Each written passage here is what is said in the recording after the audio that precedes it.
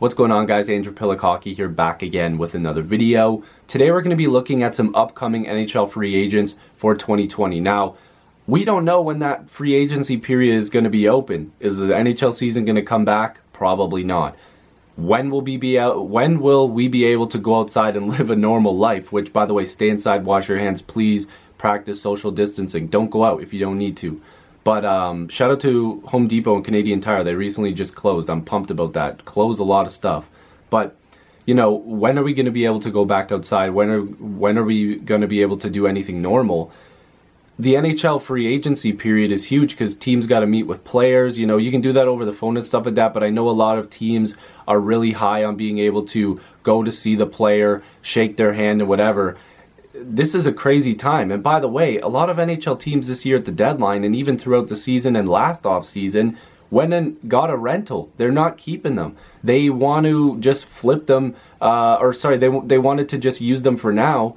And then once free agency comes around, those players would be let go. Look at teams like, you know, Vancouver got Toffoli, which we'll talk about. Is he going to be able to stick around? Could they afford to keep him if the cap goes down? If there's a flat cap, what are they going to do? Will he just go to free agency? The Leafs with Tyson Berry, that looks like he's going to be gone. That was a rental. They needed him to be big in terms of points leading up to the playoffs. There's a lot of guys that teams went out there and got and spent a lot on to make sure that they can make the playoffs and win a Stanley Cup. So we're going to look at this, and I want to flip this over to you guys. I'm not going to talk too much on every free agent. I want you guys to leave some early predictions down below because we will come back to it at a later date and talk about whether or not some of these names could be re-signed or if they're going to be moving on. And there's a lot of big names. This free agency period could get really interesting because what if there's compliance buyouts?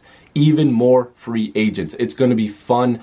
Man, I just want everybody to stay inside because once this is all over, there's going to be a lot of fun NHL news coming out. So let's just look at some guys that were left off of this list. So Corey Crawford, Kevin Shattenkirk, Thomas Greiss, Cody Eakin, Chris Tanev, Cody Ceci, Justin Schultz, Mikael Frolik, however you want to say it, Vladislav Nemesnikov, Marco Scandella, Eric Gustafsson, Pat Maroon, Zach Bogosian, Kyle Clifford, Radko Gudas, and Anton Khudobin. Now, those are a lot of free agents, so there's definitely some guys out there that teams would be looking to keep. Obviously, some teams will keep those guys, but there's going to be teams that will be really interested on some of these guys for depth. Now, here's some names that we have to look forward to. Joe Thornton. He was really upset when he didn't get traded at the deadline. He wanted a chance to win the cup. Well, maybe it kind of worked out in his favor not to get traded at this point, but I'm sure he wanted to compete for a Stanley Cup like his buddy Patrick Marleau, who ended up going to Pittsburgh, which was another rental. But where will Joe Thornton go? It's been rumored that he's not too, worried about money. He knows that he's getting up there in age. The Toronto Maple Leafs have been a rumored destination as being interested in, mutual interest. So Joe Thornton, that's a name. What about Sammy Batten? The Carolina Hurricanes went out and got him while he was injured, hoping that once he was recovered, he'd be ready for the playoffs because their blue line was injured like crazy. Hamilton got hurt. Brett Pesce got hurt, I believe. He definitely got hurt. Sammy Batten was supposed to be a guy that was healthy for them come playoff time. Well, it looks like he's not even going to play one game at all for the Carolina Hurricanes. That would be crap. That would suck for the Carolina Hurricanes. So Sammy Batten an option. Wayne Simmons to Buffalo. That one was odd. He just wanted a chance to win. Buffalo is more than likely going to give him a cheap contract if they can, because I think it would actually be not too bad of a fit. So maybe I think that he would stick around in Buffalo. Alex Galchenyuk, traded to the Minnesota Wild, I do believe. Now, here's the thing about Galchenyuk. He's going to get a much cheaper deal, and it's going to be a prove-yourself contract. So any team looking for depth, Galchenyuk would be a good option. Ilya Kovalchuk, man, that guy got traded to Washington, of course. It was going to be a cool fit for him to play with his fellow, Russians. And listen, he played really well in Montreal. I'm wondering if he ends up playing in Montreal again next year, if he goes back to there in free agency. But maybe Ovi's going to convince him to stick around for a cheap deal in Washington. We'll have to see. Eric Halle from Florida, that's another one. It was a really weird trade between the Hurricanes and Panthers. So honestly, I'm not going to lie to you guys. I have no idea what they're going to do here. The Panthers apparently have to shed salary. Their owner said they need to shed like $10 million. They were told that before the crisis. So, man, I don't know how many guys they're going to be able to hold on to, but there's another Panther coming up on this list later on. Yaroslav Halak with the Bruins. Now, with the rumors that let me speak English here, that Tuukka Rask wants to retire or he's considering it after next season, they have to hold on to Halak. Him and Rask have been the best goaltender duo we've seen in a long time. They're absolutely killing it. So Halak is going to get signed back to Boston, no question.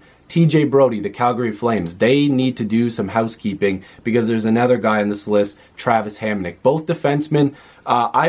You know what? I honestly think there's a lot of teams on this list that are going to have like 1-year deals where players just want to regain some value from maybe they had previous injuries, or because of this crisis they want to build that value back up, possibly re-sign with their team, or get enough leverage in their play that they can go and get another bigger contract in the following season. But I don't think Calgary's going to hold on to their guys, all of them at least. If I was to take a guess, I think they'll hold on to Travis Hamonic and let TJ Brodie go. Because I think Brodie's going to get way more than he should in free agency. He's good, but I think that he'll get overpaid slightly. I think that Calgary's probably going to end up getting another defenseman that's more of a physical defensive style. They've had that before, but it seems like the guys that they're getting just aren't working out in Calgary. So maybe they can acquire somebody else. Maybe they do hold on to both of these guys and then go out and get a depth guy like Radko Gudas, who's physical and can give you a little bit of offense. That's just up to me. I have no idea. Mikael Granlund from the Predators was a trade from, I believe, over a year ago. This guy should stick around in Nashville, although I don't think their cap situation is really in their favor. He's a really good player. His cap hit was previously $5.75 million. Whether or not the Predators can give him a raise or keep him even close to that number, I'm not too sure. This is another one where I'm going to turn it over to you guys because I don't really know where he's going to end up or if he'll stay in Nashville. Now, this guy, I talked about him earlier. Tyler Toffoli had 10 points in 10 games, if I'm reading this correctly, with the Vancouver Canucks. And I watched a few of the games that he played. He looked right at home in Vancouver. I'm not a Vancouver fan, but I do hope he stays there. I really like the fit. He was not a very good, in a very good situation in LA, but when he got to Vancouver, he killed it. And he actually had the best point per game pace among any player traded since the NHL trade deadline. So Toffoli with the Canucks, I hope he sticks around, and I actually think he will. The problem is that Vancouver really needs those compliance buyouts because they have a few contracts that are terrible on that team.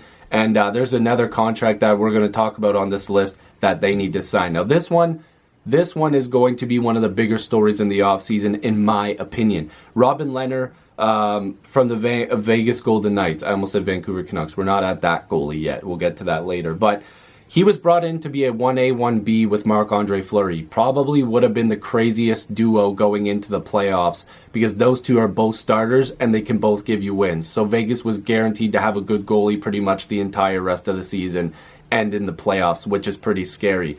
There's a lot of teams that could get creative this offseason and acquire a goaltender, and Lehner has the chance to get paid the big bucks. His previous contract was $5 million on a prove-yourself deal. He got traded from Chicago over to Vegas. Now, the prove yourself deal that I'm talking about shouldn't have been a prove yourself deal because he was already so good with the Islanders. But they went out and got Varlamov, and Lehner was like, okay, well, I guess I'm going somewhere else. I thought the Blackhawks might have given him a long-term deal. They could come back to him because Corey Crawford also is a free agent, but I think they're in a rebuilding pattern. But you can never really rebuild when you have Patrick Kane on your team. Maybe you just build around him. You also have Jonathan Taves, who's on a pretty huge contract, but they've done what they needed to do. They've won Stanley Cups. We'll have to see what happens. But Lehner's interesting. I don't know where he's going to go, but there's a lot of teams that need goaltending. You could see it. Hey, maybe Florida ends up buying out Bobrovsky and just gets Lehner. I don't know. I didn't say it. Next up, another Florida Panther, Mike Hoffman. The Panthers need to shed salary. Is Hoffman a part of their plans? This guy, like I've said a long time ago, I've said it on my channel multiple years in a row, this guy's got one of the best shots in the league. I'd be really surprised to see him go. But then you've got another Panther, Dadonov. Guys, these guys are 28 goal scorers and Dadonov back-to-back seasons, 65 and 75 points in the last 2 years. Mike Hoffman is also a really good goal scorer. He scored a bunch of goals. Both of these guys, I would think Florida would want to hold on to them, but with their owners saying they need to shed salary, and like I said, now this crisis, how are they going to be able to hold on to these guys? Let me know down below. They're going to have to keep at least one of them. They have to. They need scoring. They want to stick around in that race next year to make the playoffs. It's going to be interesting. Markstrom from Vancouver. He was the MVP of Vancouver this year. But apparently the contract talks are on two different sides. This guy literally was carrying the Canucks at a point in the season. When they weren't doing well offensively and defensively, he was the brick wall in there. He, to me, was one of those guys that you could have thrown in the Vezina conversation. He was unbelievable. I really liked his game. I've been saying on this channel for a couple of years that he's been so underrated. If you go and look at his numbers in the NHL in previous seasons, he was quietly putting up pretty solid numbers. So, Markstrom, his cap hit was 3.67. That's getting doubled with ease. Tyson Berry from the Maple Leafs, it wasn't a good fit. Mike Babcock tried to change something that wasn't broken. You know, I don't understand. He wanted him to be a defensive defenseman. He's an offensive guy. The Leafs needed more defensive defensemen, but why try to break something that works? After Sheldon Keefe took over with the Maple Leafs, Tyson Berry was right back to his normal self. He scored in 3 straight games. Then he was doing well for the rest of the year. Sucks that it's probably going to end like this for Tyson Berry in Toronto, but, you know, I wish him all the best, and a lot of teams are going to be willing to take a flyer on him. Now, this one intrigues me. Torey Krug with the Boston Bruins. Now, Boston's going to retain him. They have to. They're going to re-sign him. He wants to stay in Boston, but this guy would help any team in the NHL. I don't even think I have to talk about this guy for too much longer because he's going to stay in Boston, and if they don't, I'll be severely surprised. Like, insanely surprised. Number 3, Braden Holtby, another goaltender out there. He's fallen out of favor. Ilya Samsonov has been so good for the Capitals. He's their new number 1. Holtby's done so much for Washington, but it looks like their paths are finally going to be going in a different direction. I think that he's going to end up in a place like Calgary. I think Holtby would be a cool fit there. Probably not on a long-term deal, but he's going to be looking for at least 3 years, in my opinion. He's going to get a decent cap hit. He's at 6.1 now. I wonder if that goes down because of what's going on now. But I think a team like Calgary would be very intrigued to get a flyer on him. Or teams, like what happens if Holtby slips through the cracks and a lot of teams are like, well, we'll give you a shot on a 1-year deal. There's going to be a lot more teams that line up for him at that point, but I think he'll get at least 2 or 3 years. Alex Pietrangelo of the St. Louis Blues. Now, I thought he would have been locked up to a contract by now. The captain of the Blues finally helped them bring a Stanley Cup to St. Louis. I was very pumped to watch that. Pietrangelo's 30 years old, but he's still going to get a long-term deal. He was previously getting $6.5 million. They project that he'll get somewhere in the $8 to $9 million range. In the later years of that deal, it's going to be really bad, right? But you know, now that deal's probably going to be pretty good for the next couple of years. He's one of the best all-around defensemen in the league. He's now a Stanley Cup champion. I think a lot of teams are going to line up for his services. Whether or not that's going to be, you know, a team like Toronto, they can't afford him really, unless they shed a ton of salary. You know, you could look at teams like Calgary. Who knows? What if they shed some of that dollar signs on their blue line? Maybe they go all in and try to give him a big deal. We'll have to see. Now, number 1 is Taylor Hall. Now, I kind of disagree with him being at number 1. By the way, if I forgot any names on here, I apologize. This is from a Sportsnet article. If I skipped over anybody by accident, I apologize. But Taylor Hall of the Arizona Coyotes. Now, he did not play well in Arizona. And honestly, I know that right now Arizona and Hall were discussing a contract, but I think that they said also that because of the pandemic that they were going to move this over a little bit and not talk too much about a contract. But they're probably discussing some details. But Taylor Hall is a really good player. It's just whether or not he's able to continue to do it at the pace that he was when he was with the New Jersey Devils. He was putting up a ton of points. He obviously had that MVP year. But is he going to return to that form, or is a team going to overpay for him and the fit won't be very good? Now, we've heard rumors that the Oilers would be interested in bringing him back in free agency. That would be really interesting. They would probably have to shed some salary.